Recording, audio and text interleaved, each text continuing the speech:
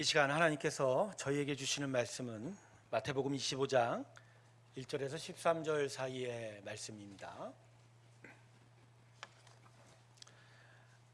마태복음 25장 1절부터 13절까지의 말씀입니다.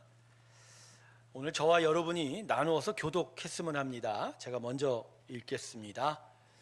그때 천국은 마치 등을 들고 신랑을 맞으러 나간 열 처녀와 같다 하리니, 미련한 자들은 등을 가지되 기름을 가지지 아니하고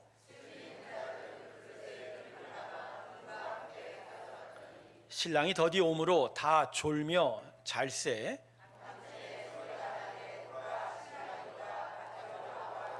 이에 그 처녀들이 다 일어나 등을 준비할세.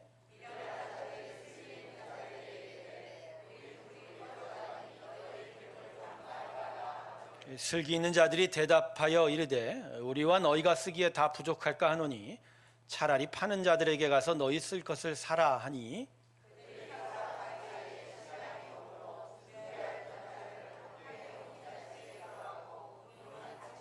그 후에 남은 처녀들이 와서 이르되 주여 주여 우리에게 열어주소서.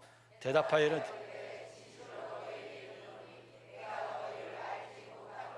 같이 읽습니다. 그런즉 깨어 있으라. 너희는 그날과 그때를 알지 못하니라. 아멘. 우리 함께 영광의 박수 올려드리겠습니다. 아멘. 우리에게는 하나님의 은혜가 있습니다. 복음에 또 자유도 있고요. 그래서 우리는 율법을 지키는 자들이 아닙니다. 더더욱 규칙이나 이런 것 따위를 지키는 것은 아니죠. 복음이 우리를 자유하게 하는 줄로 믿습니다. 아멘. 그런데 이제 이 복음의 자유 안에서 더욱더 중요한 건 하나님의 은혜가 귀한 거죠. 귀하니까 그 은혜를 더 지켜가는 일이 우리 가운데 필요한 거죠. 그래서 모든 지킬 만한 것 중에 더욱 뭘 지키라고 했죠? 내 마음을 지키라. 생명의 근원이 이에서 남이니라. 그러니까 은혜를 소중히 여긴다는 건 결국 은혜를 담은 이 심령이 그 은혜를 정말 소중하게 여기게 되는 것이, 여기서부터 생명의 일들이 우리 가운데 나타나게 될 줄로 믿습니다. 오늘 그 은혜를 좀 더 이 본문 말씀을 통해서 좀 더 분명하게 함께 나누려고 합니다. 오늘 여러분 심령에 듣는 귀가 있길 주님의 이름으로 축원합니다. 기도하겠습니다. 하나님, 말씀 듣기 원합니다. 우리의 귀만이 아니라 영혼의 문이 열리고 영혼의 귀가 띄어 하나님의 말씀을 가감없이 마음에 새기는 귀한 은혜 되게 하여 주시옵소서. 예수님의 이름으로 기도드립니다. 아멘. 오늘 본문은 유명한 비유죠. 열처녀의 비유라고 불리는 아주 예수님의 유명한 비유입니다. 어느 날 저녁에 이스라엘의 한 마을에서 혼인잔치가 벌어졌습니다. 예수님 당시 시대에 이스라엘의 결혼식은 보통 저녁쯤에 열리곤 하였습니다.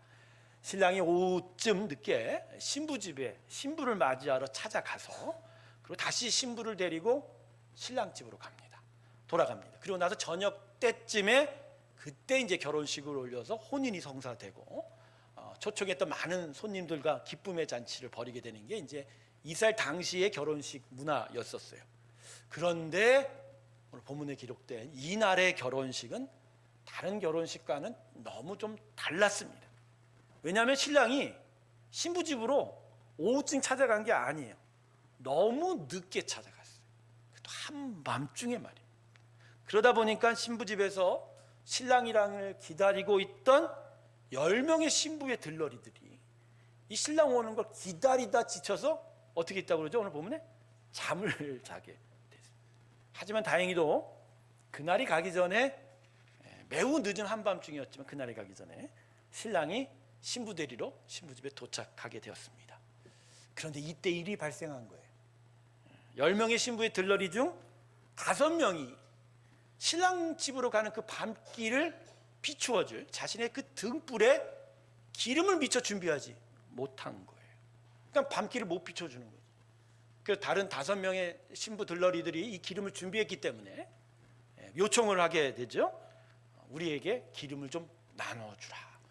하지만 우리 같이 나눠 쓰긴 기름이 부족하다고 이 5명의 다른 신부 들러리들이 양을 부족하다고 거절하게 되죠.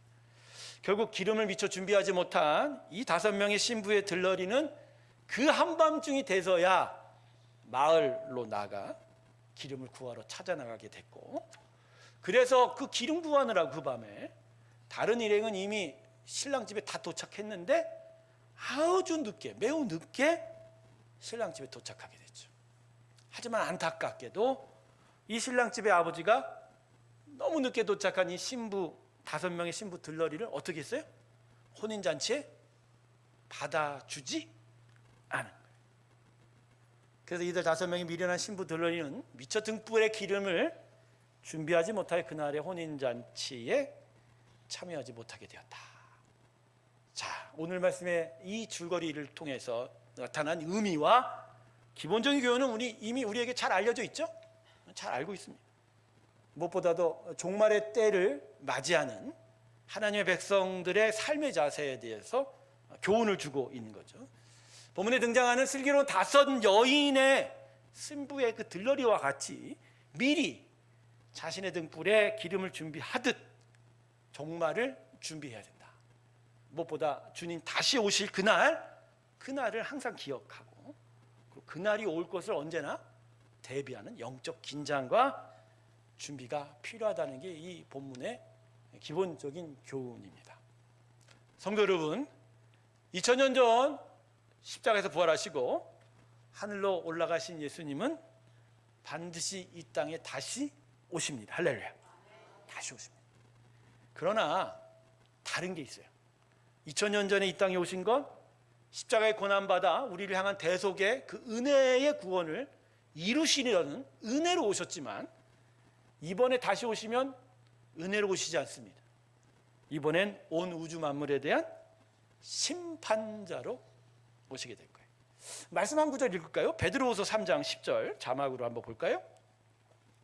제가 읽어드릴게요. 그러나 주의 날이 도둑같이 오리니 그날에는 하늘이 큰 소리로 떠나가고 물질이 뜨거운 불에 풀어지고 땅과 그 중에 있는 모든 일이 드러나리라. 여러분, 예수님이 공중에 재림하실 그때는 불의 심판을 가지고 오십니다. 노아 홍수 때는 물로 온 땅을 다 쓸어버리셨지만 이번엔 뭐로 오신다? 불로. 근데 불로 오실 때 모든 세상을 태워버려요. 그래서 어떤 일이 벌어지냐면 그 중간에 보면 뭐라고 써있죠? 물질이 뜨거운 불에 풀어지고. 이게 무슨 얘기냐면 다 타버려서 모든 물질이 원자 단위로 해체가. 그러니까 이 세상에 남는 것이 있을까요, 없을까요? 없어요. 다 없어져요. 다 남김없이 다 불에 태워 없어지는. 대신 뭐가 세워져요? 새 하늘과 새 땅이라니. 뭐 신천지가 글을 써서 말하기가 가끔 두렵기도 하지만 하나님이 새롭게 당신의 택한 백성을 영원토록 함께할 생명의 나라가 세워지게 되는 거죠. 새로운 창조가 맡는 거예요. 자, 이번에는 요한계시록 20장 11절에서 15절 한번 보십시다. 여러분 같이 한번 읽어주실래요? 같이 읽습니다. 시작.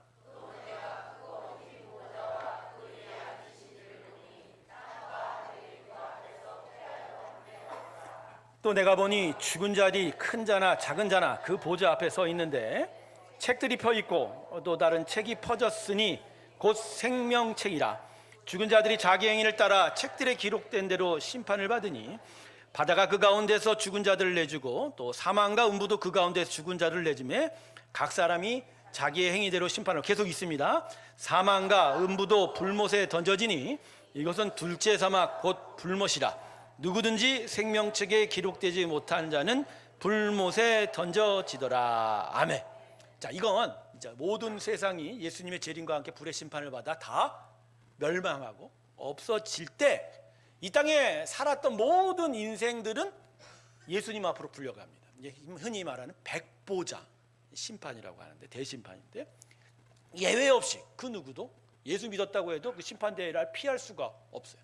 거기서 본인들이 이 땅에 살았던 행위대로 의의 심판을 받습니다.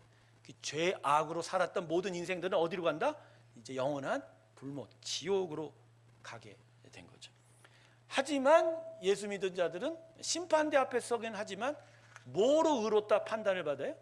우리 대신 십자가에 죽으신 예수님을 믿는 믿음.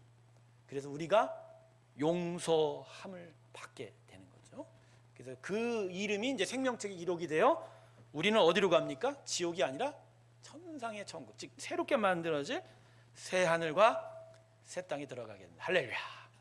제가 오늘 이 말씀을 기록하는 건 좀 더 분명하게 좀 더 기록을 하게. 어제 낮에 신천지에서 공부를 했다고 하는 한 젊은 청년이 전화를 한 거예요. 아, 목사님 되십니까? 예, 그렇습니다. 제가 일전에 다니던 교회를 이제 그만두고 신천지의 복음방을 가서 3개월 동안 공부를 했습니다. 근데 이제 새로운 교회를 찾는데 신천지 복음방을 대적하지 않는, 부정하지 않는 목사님과 좀 진실되게 얘기를 나누고 싶습니다. 그러는 거야. 아, 요새 이제 신천지가 이 전도 방법을 바꾼 거야. 그러면서 나한테 물어보는 거야. 목사님은 신천지 복음방에서 공부한 걸 어떻게 생각하십니까? 제가 뭐라고 그럴게요? 나쁜 일이지요. 잘못된 일이지요. 저한테 오셔서 제대로 배우십시오. 그때 뭐라는 줄 아세요? 아, 그러면 할 말 없습니다. 탁 끊어버리더라고요. 아, 그래서 이게 그냥 전도가 아닌 거예요.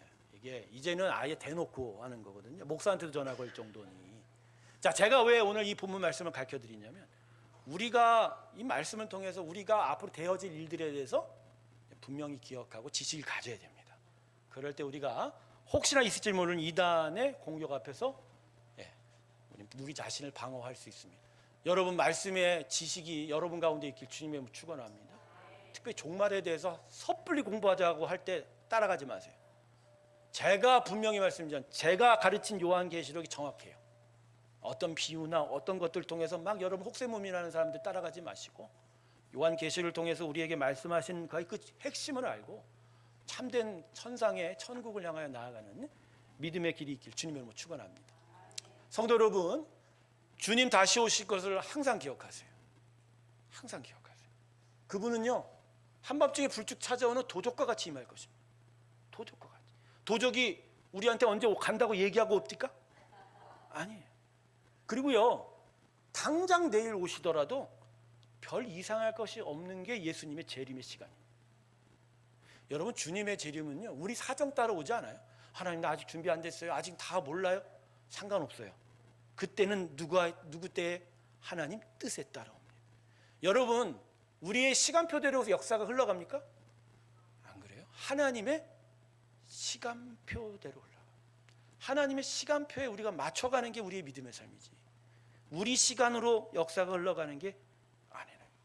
주님의 때는 오직 주님의 뜻에 따라 그 시간이 결정되기 때문에 언제나 그 시간표를 보고 긴장하며 언제든지 오실 수 있음을 기억하며 살아야 합니다.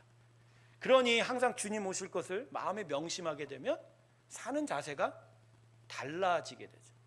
열심히 사세요. 이 땅을 위해서, 이 땅에서 성실히 사세요.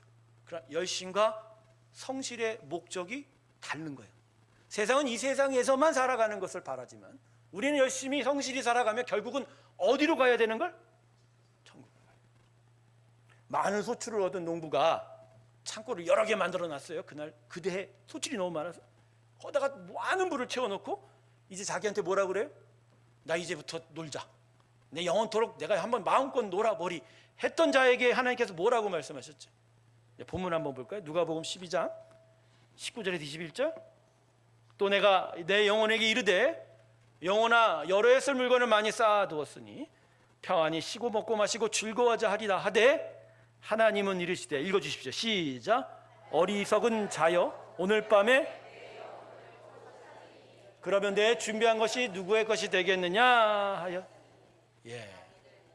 이 땅에서 열심히 살고 성실히 살아가되 그게 이 땅에서 영원히 살 것처럼 생각하는 인생들에게 하나님은 오늘 뭐라고 얘기하시죠? 당장의 말입니다. 오늘 밤에 내가 내 영혼을 찾으러 오겠다. 여러분, 우리가 생각하는 대로 시간표대로 인생이 흘러가지 않아요. 하나님의 시간표입니다. 할렐루야. 그 시간. 지금 이렇게 덥죠? 조만간 춥다고 난리칩니다. 근데 그걸 왜 우리가 항상 있죠? 우리가 하나님의 시간표를 몰라요. 항상 나의 처지, 나의 상황만 생각. 요 앞을 보니까 하나님께 도도하게 흘러가는 역사의 강물을 따라잡지를 못해요. 그래서 진짜 지혜로운 사람은 하나님의 시간표를 언제나 마음에 새기는 거예요. 그 시간표대로 나의 인생을 계속 맞춰가는 일이 있을 때 그가 비로소 지혜로운 자가 될 것입니다. 할렐루야. 어리석은 자여, 오늘 밤에 내 영혼을 도로 찾으리니 이 말씀을 좀 깊이 기억하시기를 축원합니다. 그래서 오늘 말씀은 어리석은 5 처녀들에 대해서 좀 더 깊이 생각해 볼 것을 요구하고 있습니다. 더 깊이 묵상하면서 도대체 왜 이 5 처자들이 등불에 기름을 준비하지 않았을까를 살펴보면서 우리가 진짜 어떻게 살아야 되는지에 대해서 좀 더 구체적으로 은혜가 있기를 소망합니다. 2가지를 살펴볼게요. 첫 번째는 우선적으로 이들 5명은요 그날의 혼인잔치에 대해서 별 기대를 하지 않았다. 기대가 없으니 그날 혼인잔치 가는 그 길을 밝혀줄 등불도 별 관심이 없었던 거고, 그게 관심이 없으니까 등에 기름 채우는 게 뭐 이렇게 중요한 일 아니니까 소홀하게 여겼다는 거예요. 여러분, 이게 무엇을 의미하죠? 그건 바로 우리의 신앙에 대한 바로 궁극적인 기대에 대한 이야기입니다. 여러분, 예수님 믿는 것의 궁극적인 소망과 기대가 어디에 있어요? 여기에요? 저기에요? 왜 대답을 못하시죠? 여기에요? 저기에요? 저기에요. 물론 이 땅에서 하나님의 나라를 세워가며 열심히 성실로 살아가야지만, 그러나 이 땅은 아까도 말씀해서 봤지만 곧 예수님이 오시면 이 땅이 어떻게 돼요? 원자 단위로 풀어져요. 이 땅은 없어지는 거예요. 즉 여기서 우리가 세울 게 없어요. 잠시간의 모습일 뿐이지 우리가 우리 마음에 새길 건 뭐죠? 하나님에 대한 기대예요. 하나님에 대한 간절한 마음. 그걸 통해서 우리가 어디로 가야 된다? 천상의 천국으로 가야 된다. 할렐루야. 새하늘과 새 땅에 모두가 들어가시기 주님으로 축원합니다. 근데 바로 예수를 믿는다고 하면서도 우리가 마땅히 가야 할 곳에 대한 기대가 없다면, 그리고 그것에 대한 준비가 없다면 실제로는 우리는 지금 뭘 위해서 사는 거예요? 여전히 이 땅에서 살아가는 거죠. 그렇죠? 여러분, 우리 자신의 마음에 진짜 훗날이라도 난 진짜 천상의 천국을 가고 싶다라는 소망하는 마음이 있는지를 한번 살펴보세요. 여러분, 진짜 천국 가기 바라십니까? 예수님이 십자가에서 죄사함을 이루시고 사흘 만에 부활하신 건 우리에게 천국으로 가는 길을 열어주셨지, 이 땅에서 이 세상과 같이 부자 되려고 길 열어주신 건 절대 아닌 거죠. 누가복음에 예수님이 십자가에서 운명하시던 그날 오후 3시에 성전에서 어떤 일이 벌어졌다 기록하죠? 성전의 휘장이 찢어져요. 다른 복음서는 위에서 아래로 찢어져요. 하나님이 사람과 하나님 사이에 오고 갈 수 있는 길을 막았던 그 성전 지성소의 휘장을 찢음으로써 예수가 죽음으로써 길이 어떻게 열렸어요? 하나님께로 열렸습니다. 할렐루야. 하나님의 나라, 하나님께로 가고 하나님과 함께하며 그분의 완전한 천상의 천국으로 갈 수 있는 길이 열린 거죠. 예수님은 바로 그런 거예요. 이 세상에서의 번영과 기쁨을 위해서 이 땅에 오신 게 아니고요, 그분은 우리에게 천국의 길을 열어주시려고 온 거예요. 천국 심으로서란 천국 복음을 허락하신 거고, 천상의 천국을 우리가 얻게 하기 위해서 십자가에 죽으신 거예요. 그래서 여러분, 데살로니가 전서를 보면 사도 바울이 데살로니가 교회 성도들을 3가지로 칭찬하는데, 첫 번째 믿음의 역사예요. 하나님이 믿음을 주셔서 우리 안에 하나님을 알게 되는 역사. 그런데 그 믿음의 역사가 나타나면 뒤이어 뭐가 나타난다? 사랑의 수고. 그건 우리가 해야 돼요. 하나님을 사랑하고 이웃을 내 몸과 같이 사랑하는 사랑의 수고가. 근데 여기까지는 되는데 그 다음에 이어서 뭐라고 그러죠? 소망입니다. 근데 소망을 그렇게 표현하지 않아요. 뭐라고?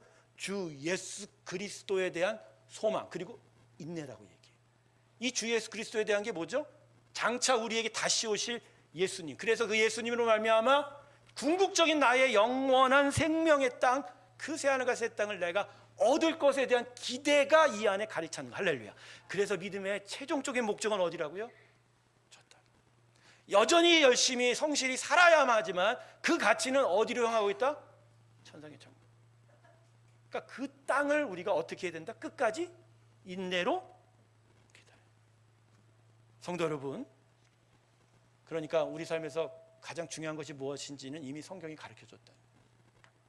전 여러분과 저에게 질문합니다. 우리 삶에서 무엇이 가장 소중합니까? 무엇이? 우리 영혼에 대해서 답을 한번 해보세요. 여러분, 우리의 삶의 내용은요, 실상은 우리 마음에서 무엇을 소중하게 여기느냐에 따라 살아가게 돼요. 돈을 찾는 자는 결국 돈 때문에 살아갑니다. 명예를 찾는 자는 결국 뭐 때문에 산다? 겉으로는 이것저것에 가치를 두지만 결국 자신의 마음의 중심에 뭘 담고 있는지, 생명으로 살기를 바라면 생명으로 결국 살게 됩니다. 할렐루야. 은혜를 소중히 여기면 뭐가 된다? 은혜로 살아가게 된다. 저와 여러분이, 저는 예수님과 함께 영원히 함께할 그 천상의 천국 가는 것을 나의 가장 큰 소망이라고 대답하길 원합니다. 할렐루야. 예수님이 가장 소중하다고, 필요하다고 이미 고백한 게 우리 아닌가요? 그죠? 그렇다면 마땅히 예수님이 우리에게 천상의 천국으로 데려가시겠다고 하는 그날이 정말 우리에겐 너무나도 귀하고 소중하게 여겨져야 할 것이다. 여러분의 마음 가운데 오늘 우리의 믿음의 최종 목적지에 대한 그 기대와 바람이 분명하게 자리 잡기를 주님의 이름으로 축원합니다. 자, 두 번째는 이들 어리석은 5명의 처녀들은 그날 혼인잔치에 대해서 매우 안일한 마음을 가지고, 무슨 마음? 안일함.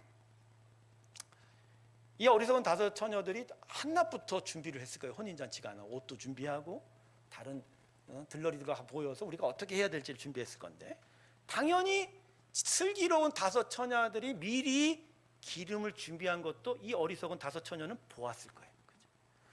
그들이 기름을 산으로 동분서주 찾아다니고 그것을 얻어가는 것을 눈으로 목격했을 거예요. 근데 이 5명의 어리석은 처녀들은 전혀 움직이지 않았어요. 전혀. 기름을 사러 가지도 않고 기름을 못 채운 것에 대해서 마음 쓰지도 않았어요. 그냥 가만히 있었어요. 신랑 늦게 오는 그 한밤중까지 계속 시간이 흘러감에도 그들이 가만히 있었어요. 여러분, 이들이 왜 그랬을까요? 보통 옆에서 막 뭐 준비하면 마음이 쓰여서 어떻게 하죠? 그건 내가 해야 돼? 그건 나 해야만 해? 우리 그러잖아요. 한국 사람들이 그래요. 가만히 넋놓고 있다가 옆에서 막 움직이잖아요. 그때서 야, 이거 해야 돼? 그래갖고 따라가는 사람들이 있어요. 그것도 은혜예요. 할렐루야. 그것도 은혜예요. 여러분, 그것도 은혜인 거야. 주변이 뭘 귀하다고 여기면 같이 그래도 귀하다고, 그러다 따라가다가 친구 따라 교회 가면 구원을 얻습니다. 할렐루야. 친구 따라 강남 가면 어떻게 돼요? 응 날아가 버려요.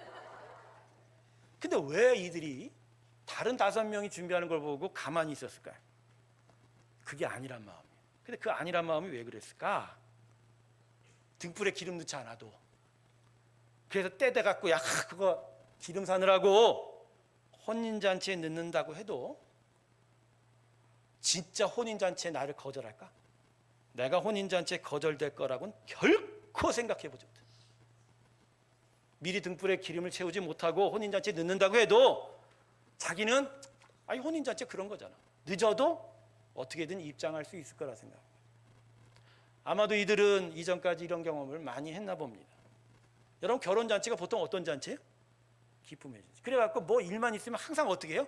야야 잔치니까 그냥 대충 넘어가, 대충 넘어가 막 그러지.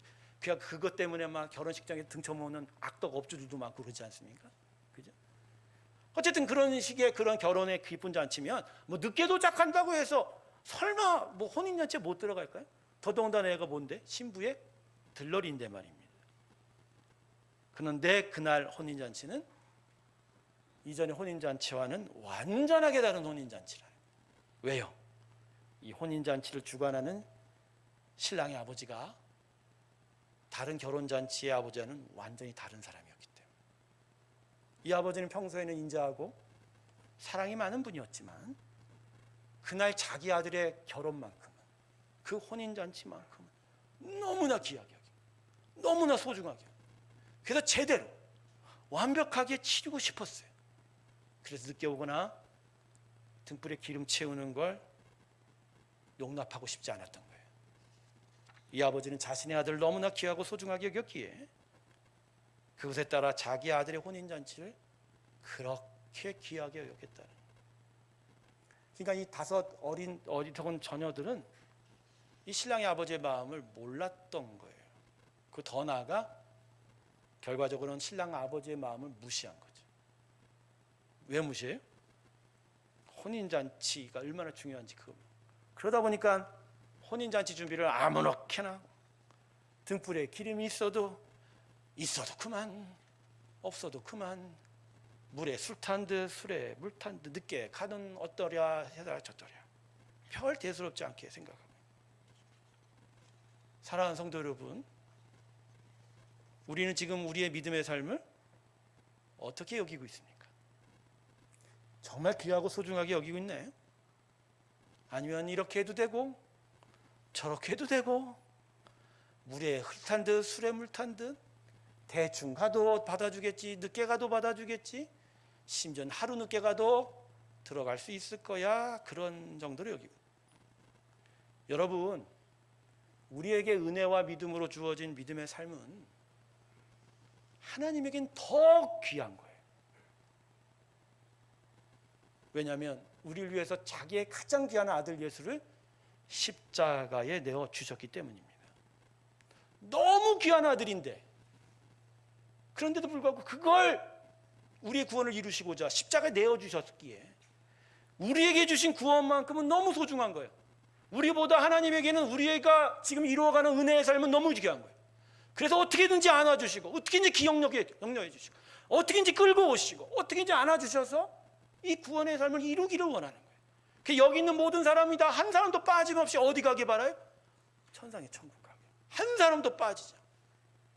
그러니 그 귀한 걸, 소중한 걸 소중하게 여기는 자를 정말 기뻐하시는 거예요. 여러분, 누가 여러분에게 귀한 선물을 줬는데 그 선물 받고 집 안에다 대충 어디 구석에 박아놓으면 기분 좋아요, 안 좋아요? 좋아요, 안 좋아요?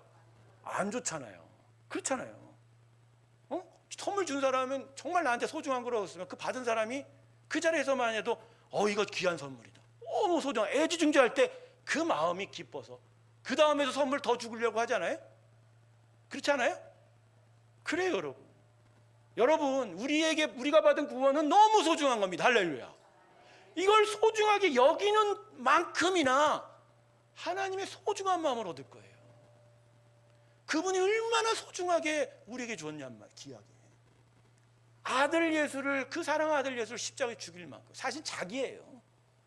자기 본체 하나님이 십자가에 죽을 만큼이나 사랑해서 준 선물이라면 그걸 애지중지 여기고 귀하게 여기고 그걸 정말로 소중하게 생각을 한다면 하나님의 마음은 더더욱 우리를 향하여 진짜로 귀하게 부어지게 될 줄로 믿습니다. 그런데 대충 뭐 나중에 하지, 여러분, 이러면 나중에 큰 낭패 당하게 됩니다. 성경의 기록을 보세요. 얼마나 어리석은 자들이 지켜야 할 걸 지키지 못한 채 아니란 마음으로 살았어요. 예수님 당시에 바리새인과 제사장들 하나님을 정말 잘 믿는다고 했지만 그들에게 오히려 예수님 뭐라고 말씀하세요? 너희는 나에게 주여 주여 말한다고 해도 난 그날에 도무지 너희를 알지 못한다라고 하죠. 열심히 신앙생활한 것 같지만 그들이 바랬던 건 하나님의 나라가 아니라 자기였으니 다른 거에 대한 관심을 가졌어요. 소중하게 여기지 못한 그들에 대해서 알지 못한다라고 얘기했던 그 이야기. 성도 여러분, 좀 쓴 얘기 좀 할게요. 대충 믿음의 삶을 살면서 쉽게 들어가는 것이 천상의 천국가 아닙니다. 그런 싸구려 천국은 있다 없다? 없다. 만일 그곳이 있다면 아마도 그곳이 지옥입니다. 여러분 안에 하나님의 것이 소중하게 여겨진 만큼이나 그분의 나라는 소중하게 들어올 겁니다. 여러분이 귀하게 여기는 만큼이나 하나님은 우리를 귀하게 여기시고 우리를 복되게 하셔서 근데 완전한 천상의 천국으로 가게 하시고 그걸 위해 이 땅에서 열심히 살게 하시고 성실히 살게 하시고 거기에 대해서 보상하시고 정말 충만한 복을 함께 주실 줄로 믿습니다. 말씀을 마칠게요. 우리는 신랑 오기를 기다리는 열처녀입니다. 곧, 그러나 좀 늦을 수도 있지만 반드시 우리의 신랑 되시는 예수님은 다시 오실 것입니다. 그래서 우리가 고대하던 혼인잔치가 이루어질 것이고 우린 영원한 땅을 다 얻게 될 거예요. 그런데 그때 우리 안에 지혜로운 자와 어리석은 자로 나누어질 수도 있다라는 거.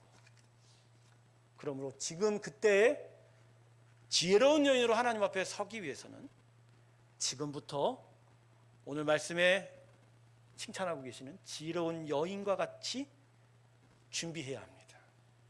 미리 기름 준비하시고 긴장하시고 그리고 부지런히 열심히 저 하늘을 향하여 믿음으로 살아가는 마음과 자세가 있을 때 주님의 다시 오심은 우리에게 기쁨으로 다가오게 될 것이고 우리 완전한 주의 축복을 이루어 가게 될 줄로 믿습니다.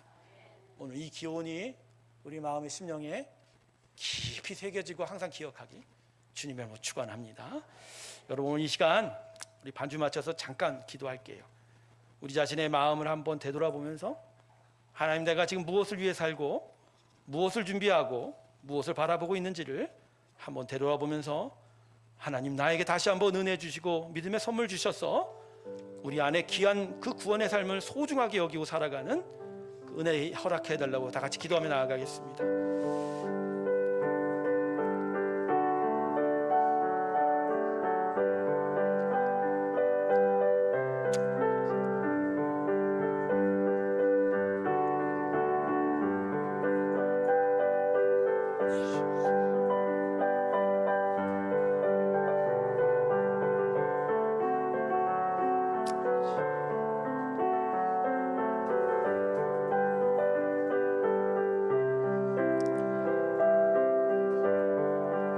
기도하겠습니다. 아버지, 우리 안에 가장 귀한 것으로 주셨던 이 구원, 이 믿음의 삶, 우리도 귀하고 소중한 것으로 응답하게 하여 주시옵소서. 그래서 하나님의 은혜 앞에 서는 저희가 되게 하시고 끝날은 끝날에 완전한 구원을 이루어가는 복된 성도들 되게 하여 주시옵소서. 감사드리며 예수님의 이름으로 기도드립니다. 오늘 2부 예배의 봉헌송은 특별한 순서를 갖도록 하겠습니다. 우리 문정식 박지훈 집사님, 우리 교회에서 가장 젊은 부부예요. 우리 소망 형제 예지